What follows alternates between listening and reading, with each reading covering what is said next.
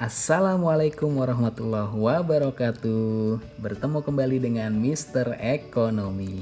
Nah, pada video kali ini kita akan membahas tentang akuntansi. Tapi sebelum kita masuk pembahasan, jangan lupa ya di-subscribe, kemudian jangan lupa di-share video ini agar semakin banyak orang yang tahu tentang ekonomi. Baik, pada kesempatan kali ini kita akan bahas tentang pengaruh transaksi terhadap persamaan dasar akuntansi. Masih ingat ya persamaan dasar akuntansi? Ya, betul sekali. Persamaan dasar akuntansi adalah harta sama dengan kewajiban plus modal, atau jumlah harta harus sama dengan jumlah kewajiban ditambah modal. Nah, di sini saya tampilkan sebuah tabel yang nantinya akan kita gunakan untuk mencatat transaksi-transaksi serta melihat pengaruh transaksi tersebut terhadap persamaan dasar akuntansi.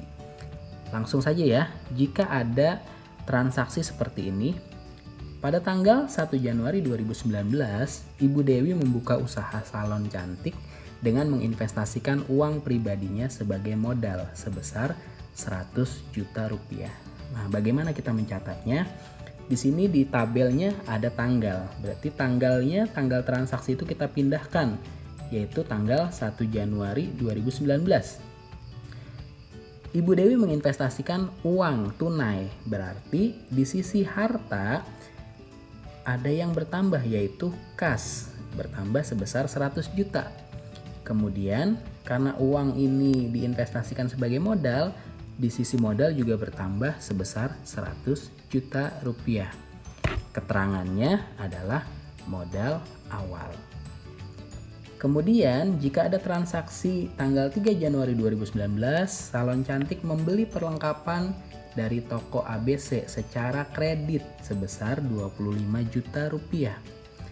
Tanggalnya tanggal 3 Januari 2019, dia membeli perlengkapan, berarti harta perusahaan berupa perlengkapan bertambah sebesar 25 juta.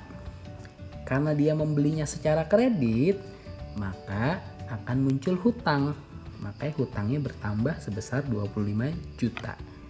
Dan keterangannya adalah pembelian secara kredit. Kemudian transaksi yang ketiga, 5 Januari 2019, membeli peralatan salon secara tunai sebesar 10 juta rupiah. Membeli peralatan secara tunai. Tanggalnya seperti biasa, tanggal 5 Januari 2019, membeli peralatan.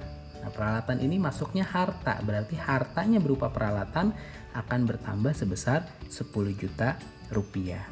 Karena dia membelinya secara tunai, maka kasnya akan berkurang sebesar 10 juta rupiah karena digunakan untuk membeli peralatan.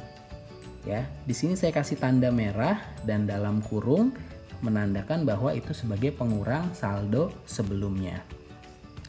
Berikutnya, keterangannya kita tulis sebagai pembelian secara tunai.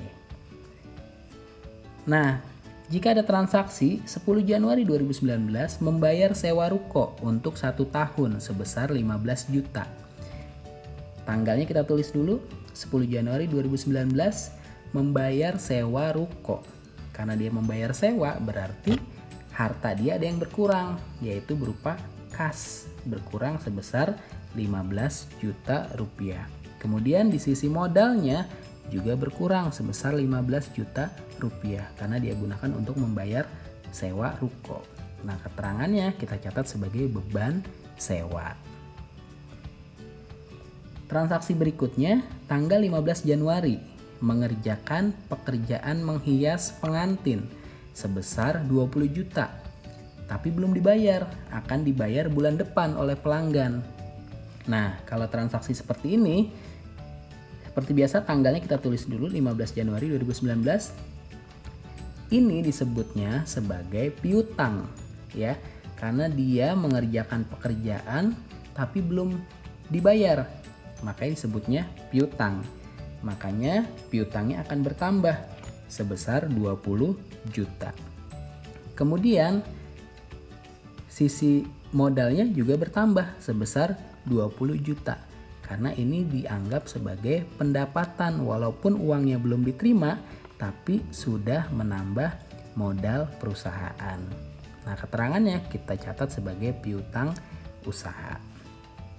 Berikutnya, transaksi yang berikutnya adalah tanggal 20 Januari 2019 menerima pendapatan jasa ya dari salon sebesar 10 juta rupiah. Jadi menerima pendapatan dari salonnya sebesar 10 juta. Pertama, tanggalnya kita tulis 20 Januari 2019. Karena kita menerima pendapatan, dapat uang, berarti kas kita bertambah sebesar 20 juta. Yang bertambah apa lagi? Modalnya bertambah sebesar 20 juta. Dan keterangannya kita catat sebagai pendapatan jasa. Nah, dari transaksi-transaksi ini, berikutnya untuk mengetahui apakah pencatatannya ini benar atau tidak, kita jumlahkan setiap kolom dari mulai kas, piutang, perlengkapan sampai dengan modal, kita jumlahkan ke bawah. Yang pertama kas, kita jumlahkan 100 juta dikurangi 10 juta dikurangi 15 juta ditambah 20 juta. Ya, totalnya adalah 95 juta. Kolom piutang totalnya adalah 20 juta. Kolom perlengkapan totalnya 25 juta. Kolom peralatan jumlahnya 10 juta. Hutang jumlahnya 25 juta. Kemudian modal 100 juta dikurangi 15 juta ditambah 20 juta ditambah 20 juta. Totalnya adalah 125 juta. Nah, yang kolom harta subtotal ini kita jumlahkan lagi 95 juta ditambah 20 juta ditambah 25 juta tambah 10 juta. Totalnya adalah 150 juta. Begitupun kolom kewajiban ditambah modal kita jumlahkan totalnya 150 juta. Jadi harta sama dengan kewajiban dan modal, atau harta jumlahnya sama dengan jumlah kewajiban ditambah modal. Seperti itu pengaruh transaksi terhadap persamaan dasar akuntansi. Semoga bermanfaat. Sampai jumpa di video berikutnya. Wassalamualaikum warahmatullahi wabarakatuh.